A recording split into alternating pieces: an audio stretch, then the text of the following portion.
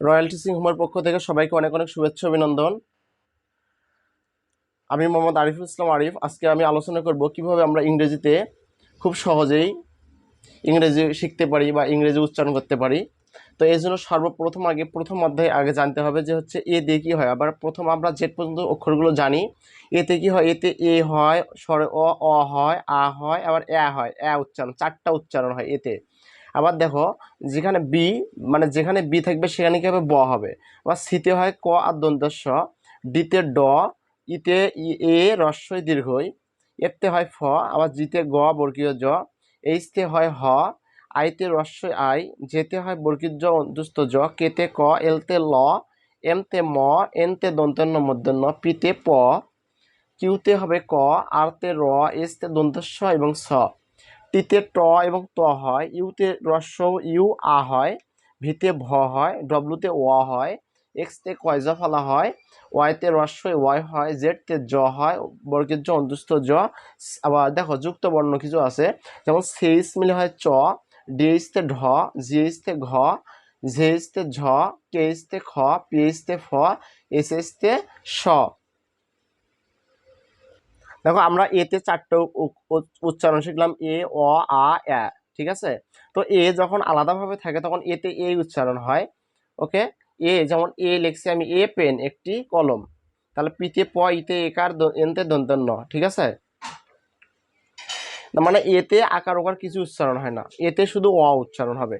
যেমন এ ডবল এল অল মানে সব, B A double L ball, ball মানে ball, C A double L call, call মানে ডাকা, S M A double L small, small মানে ছোট, টি এ ডবল এল টল, টল মানে লম্বা, এফ এ ডবল এল ফল মানে পড়ে যাওয়া। তাহলে এতে কি হচ্ছে, এতে এ উচ্চারণ হচ্ছে, আবার এতে অ উচ্চারণ হচ্ছে, স্বর মানে আকার ওকার কিচ্ছু হবে না। যেমন এ ডবল এল অল। আবার দেখো এতে আবার এ এবং স্বর উচ্চারণ হইলো, আবার এতে কি হবে, আকার উচ্চারণ হবে, এতে আকার। যেমন এতে সরেয়া, আবার সরেয়াতে কি হয়, আমরা জানি আকার হয়। যেমন আমার নাম আরিফে, যেমন প্রথম অক্ষর এ হয়েছে, এতে সরেয়া হয়েছে, তাহলে আর থেকে হচ্ছে র, আর যে আইতে কি হয়েছে, আইতে হচ্ছে আমরা পড়ছিলাম না আইতে রস্বই, সেই রস্বই তো রস্বীকার, আর এফতে ফ, তাহলে হয়ে গেল আরিফ। তাহলে দেখো আমরা কি করছিলাম, বিতে ব, বিতে ব পড়ছিলাম, তাহলে এখানে কি আসবে, যেহেতু বি, যেখানে বি সেখানেই ব। আবার এতে কি হয়েছিল, আকার, তাহলে বিতে ব, এতে কি আসবে আকার, তাহলে কি হলো বা। আবার বিতে কি আসবে ব, আবার এতে আকার, কি হলো বা বা। তাহলে এমতে আমরা কি পড়ছিলাম, এমতে পড়ছিলাম ম, তাহলে এমতে যদি ম হয় তাহলে এতে আকার মা, তাহলে এমতে আবার ম, আবার এতে আকার, তাহলে মামা। তাহলে আমরা জেনে গেছি, তাহলে এনতে কি হবে, দন্তন্য বা ন, এনতে ন, আবার এতে আকার, এনতে দন্তন্য, আবার এতে আকার, কি হলো না না। আবার যদি এটা আছে আর, তাহলে আরতে র, এতে আকার, এনতে ন, এতে আকার, রানা। যদি বলি পি, পিতে কি হবে প, আমরা জানি পিতে প, এতে কি হবে আকার, তাহলে পি পা, আবার কেতে জানি হচ্ছে ক, তাহলে ক, আবার এতে আকার পাকা। এরপর দেখো আমরা যুক্ত বর্ণে কি দেখছিলাম, ডিএইচ, ডিএইচ থেকে হচ্ছে ঢ, ডিএইচ তে ঢ, তাহলে ডিএইচ তে যদি বলি ঢ, আবার এতে আকার, আবার কেতে কি হবে ক, আবার এতে আকার, তাহলে কি হলো ঢাকা।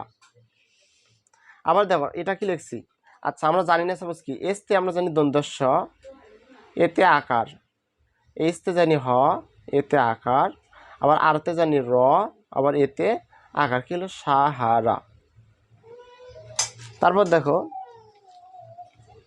যেতে হচ্ছে জ, যেতে জ, আবার এতে আকার, আবার এইচতে হ, এতে আকার, এনতে ন, এতে আকার, আরতে র, এতে আকার, জাহানারা।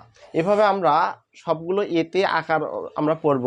আবার কিছু কিছু আছে এতে এ উচ্চারণ হয়, এতে এ উচ্চারণ হয়, যেমন এ এন এন, বি এটি ব্যাট, বি এটি ব্যাট, আবার সি এটি হবে ক্যাট, তারপর এফ এটি ফ্যাট, আবার আর এটি র্যাট, এস এটি স্যাট, এইচ এটি হ্যাট, এম এটি ম্যাট, এ এন এন, মানে সবগুলোতে এ উচ্চারণ হয়েছিল। তো এটা আমরা হচ্ছে প্রথমগুলো এগুলো শিখলাম 4টা, পরবর্তীতে আবার জানবো আর কি।